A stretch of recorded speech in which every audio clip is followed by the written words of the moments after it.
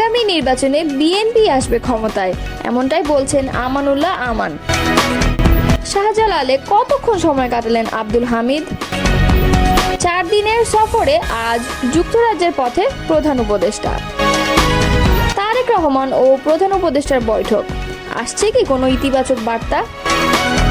বাংলাদেশে গণতন্ত্রের দুর্ভাগ্য, অবাধ নির্বাচনেও গড়িমসি, এমনটাই ভেবেছেন রিজভী। এতক্ষণ শুনছিলেন সংবাদ শিরোনাম, এবারে বিস্তারিত।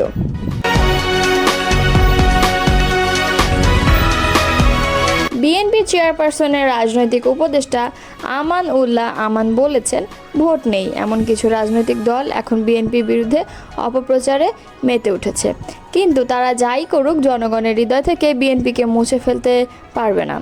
ইনশাল্লাহ আগামী নির্বাচনে বিএনপি রাষ্ট্রীয় ক্ষমতায় আসবে। রোববার বিকালে কেরানীগঞ্জের হযরতপুরে শহীদ প্রেসিডেন্ট জিয়াউর রহমান উচ্চ বিদ্যালয় অ্যান্ড কলেজ মাঠে আয়োজিত শহীদ প্রেসিডেন্ট জিয়াউর রহমান স্মৃতি ফুটবল টুর্নামেন্টের ফাইনাল খেলা ও পুরস্কার বিতরণ অনুষ্ঠানে তিনি এই কথা বলেন।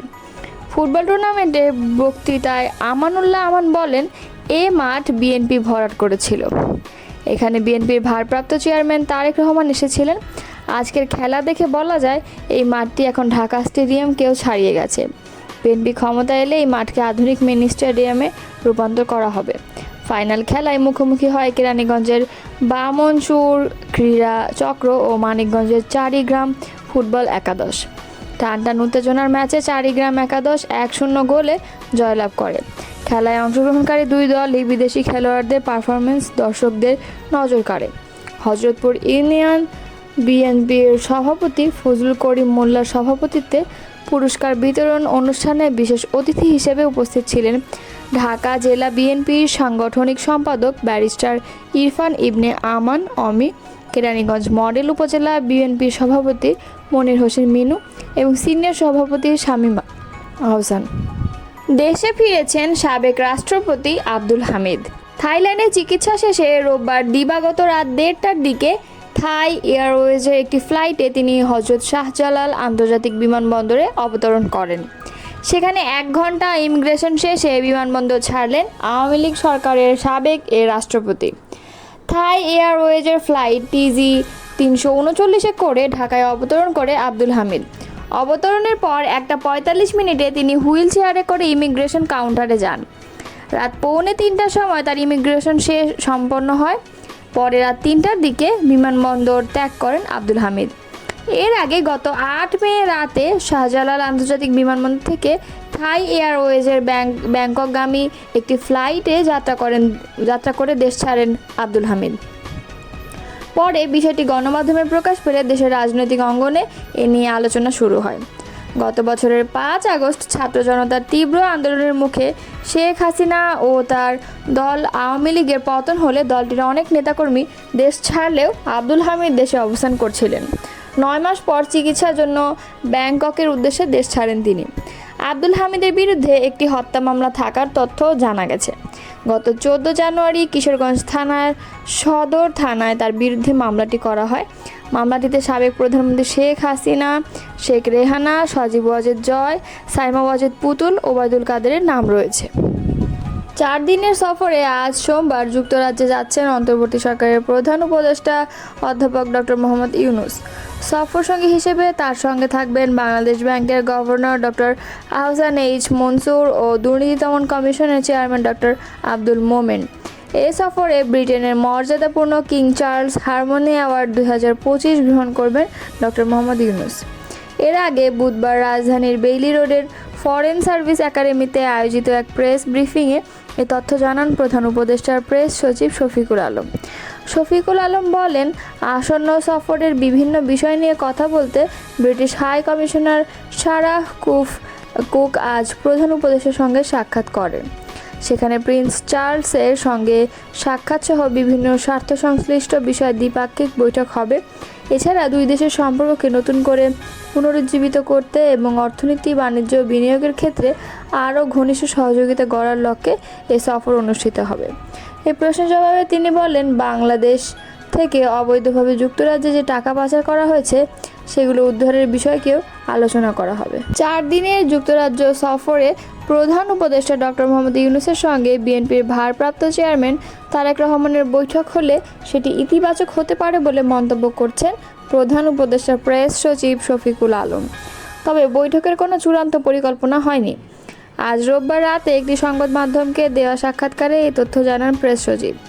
অন্তর্বর্তীকালীন সরকারের প্রধান উপদেষ্টা ডক্টর মোহাম্মদ ইউনূস আগামী 10 থেকে 13 জুন পর্যন্ত যুক্তরাজ্যে অবস্থান করবেন। প্রেস সচিব বলেন, তারেক রহমান বাংলাদেশের একটি বৃহৎ রাজনৈতিক দলের নেতা। তার সঙ্গে যদি প্রধান উপদেষ্টার বৈঠক হয় সেটি দেশের জন্য একটি ইতিবাচক বার্তা হতে পারে। তবে তারেক রহমানের সঙ্গে বৈঠকের বিষয়ে এখনও কোনো কিছু চূড়ান্ত হয়নি জানিয়ে প্রেস সচিব বলেন, লন্ডনে গিয়ে পরিস্থিতি বুঝে দেখা যাবে। প্রেস সচিব আরও বলেন, প্রধান উপদেষ্টা এর আগে স্পষ্ট করে বলেছেন তার সরকারের মূল লক্ষ্য হলো সংস্কার, বিচার ও নির্বাচন। সেই লক্ষ্য অনুযায়ী কাজ এগিয়ে চলছে।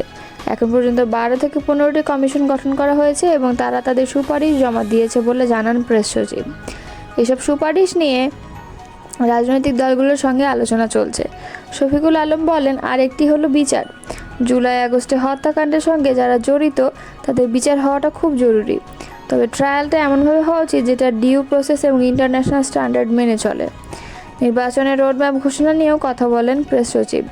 এপ্রিল মাসের প্রথমার্ধে নির্বাচন আয়োজনের পেছনে বাস্তবিক কারণ রয়েছে জানিয়ে শফিকুল আলম বলেন, কোনো রাজনৈতিক দল আবহাওয়াকে অজুহাত হিসেবে তুলে ধরলেও আবহাওয়াবিদদের সঙ্গে পরামর্শ করে এপ্রিলের সময় নির্ধারণ করা হয়েছে। আবহাওয়াবিদদের উদ্ধৃত করে তিনি বলেন, এপ্রিলের প্রথম 10 দিন গরম তুলনামূলকভাবে সহনীয় থাকে এবং হিটওয়েভ বা কালবৈশাখীর তেমন ঝুঁকি থাকে না। কালবৈশাখীর প্রকোপও মূলত এপ্রিলের দ্বিতীয়ার্ধ থেকে শুরু হয়, বৈশাখ মাসে বেশি হয়, তাই এপ্রিলের প্রথমার্ধকে আদর্শ সময় বলেই বিবেচনা করা হয়েছে। বাংলাদেশ জাতীয়তাবাদী দলের সিনিয়র যুগ্ম মহাসচিব রুহুল কবির রিজভী বলেছেন, জুলাইয়ের আত্মত্যাগের লক্ষ্য ছিল গণতন্ত্রকে অবমুক্ত করা, কিন্তু বাংলাদেশে গণতন্ত্রের দুর্ভাগ্য অবাধ নির্বাচন নিয়ে গড়িমসি হয়। রোববার দুপুরে নয়াপল্টনে জাতীয়তাবাদী রিকশা ও ভ্যান শ্রমিক দলের উদ্যোগে খাবার বিতরণকালে এক সংবাদ সম্মেলনে তিনি এসব কথা বলেন। রুহুল কবির রিজভী বলেন, বাংলাদেশের পলিমাটির যে বাতাস তা অত্যন্ত পরিশোধিত বাতাস। এই বাতাসের মাঝে এখন কিছু বঙ্কিম বাতাসও প্রবাহিত হয়। ক্ষমতায় এলেই চিরস্থায়ী ক্ষমতায় থাকার স্বপ্ন দেখে, যা দেখেছিলেন শেখ মুজিবুর রহমান আর শেখ হাসিনা। তেমন আবারও ওই বাতাসটা অন্তর্বর্তী সরকারের শরীরেও লাগছে কিনা, এটা মানুষের কাছে বড় ধরনের প্রশ্ন হয়ে দেখা দিয়েছে। তিনি বলেন, কোনো 2-1 লোকের কথায় বা 2-1টি রাজনৈতিক দলের কথায় প্রধান উপদেষ্টা এপ্রিলে নির্বাচনের কথা বলছেন। এপ্রিল মাসে তো প্রচণ্ড খরতাপ থাকে, ঝড় বৃষ্টি হয়, এসএসসি পরীক্ষা সহ অন্যান্য পরীক্ষা থাকে, সেই সময় কেবল রোজার ঈদ শেষ হবে। এপ্রিলে নির্বাচন হলে রমজানে প্রচারণা চালাতে হবে। রোজা রেখে প্রচারণা চালাবে কিভাবে? মানুষ রোজা রাখবে না নির্বাচনের প্রচারণা করবে? এপ্রিলে নির্বাচনের সিদ্ধান্ত এটি অর্বাচীনের মতো কাজ, অপরিণামদর্শী সিদ্ধান্ত বলে জনগণ মনে করেন। তিনি আরও বলেন, গণতন্ত্রের একটি প্রধান মাধ্যম হচ্ছে নির্বাচন। আমি আমার বন্ধুদের সঙ্গে দ্বিমত পোষণ করতেই পারি, তবে অধিকাংশ মানুষ যাকে সমর্থন করবে, ভোট দেবে, তারাই বিজয়ী হবে। এটিই নির্বাচন। এজন্য আন্দোলন করছে, এজন্য সংগ্রাম করেছে। এটি বলতে গিয়ে ইলিয়াস আলী, চৌধুরী আলম সহ হাজার মানুষ অদৃশ্য হয়েছে, কারণ তারা গণতন্ত্র চেয়েছে, তারা অবাধ সুষ্ঠু নির্বাচন চেয়েছে, কথা বলার স্বাধীনতা চেয়েছে। এ চাওয়াটাই তাদের অপরাধ হয়েছে।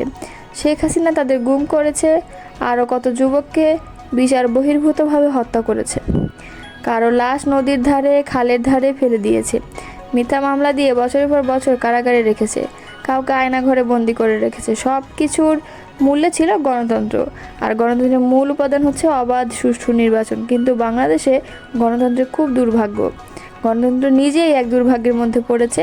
অবাধ সুষ্ঠু নির্বাচন নিয়েই যেন গড়িমসি। রুহুল কবির রিজভী বলেন, কোন সুতার টানে, কার পরামর্শে তিনি নির্বাচন নিয়ে টানা হেঁচড়া করছেন? নির্বাচন নিজেই কেন জানি একটা টানাপোড়েনের মধ্যে আছে। এই পরিস্থিতি তো হওয়ার কথা নয়। আমরা সব না বুঝলেও এটা বুঝি। অনুষ্ঠানে আয়োজক সংগঠনের আহ্বায়ক জহির রায়হানের সভাপতিত্বে এতে আরও বক্তব্য রাখেন বিএনপির স্বাস্থ্য বিষয়ক সম্পাদক ডাক্তার রফিকুল ইসলাম, নির্বাহী কমিটির সদস্য মাহবুব ইসলাম।